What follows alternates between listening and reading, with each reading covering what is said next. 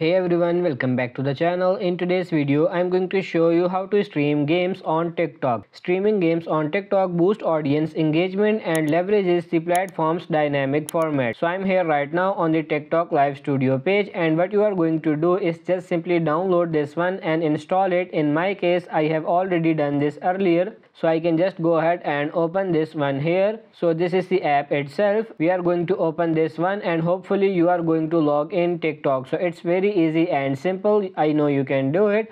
Now once everything is done, what you are going to do is just go back here to the home page, and then we are just going to close this one here because we don't really need it as of the moment. Now the first thing first, you are going to have to change this one. As you can see, we are in landscape mode, and as you may know, TikTok most of the time has a portrait mode in them. So we are going to click this one and we are going to change it to portrait mode just like that. And then we are going to start adding shorts from this point forward. So I'm going to go ahead and click this one here, and then it's up to you if you choose game capture or window capture. It can even be displayed capture, but this time I'm going to try window capture, but you could always do so with game capture. It's the same process. I'm going to click add, and then I'm going to select which application I'm going to be running, so this one here, and then it's up to you if you want to show cursor. In my case, I'm going to disable it and click add source, click OK. So let's try to open up a game here.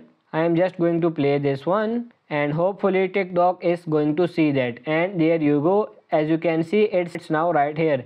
And then you can also add camera here. In my case, my PC doesn't really have a camera, so I cannot really show you right now, but yeah, that's how you are going to do it.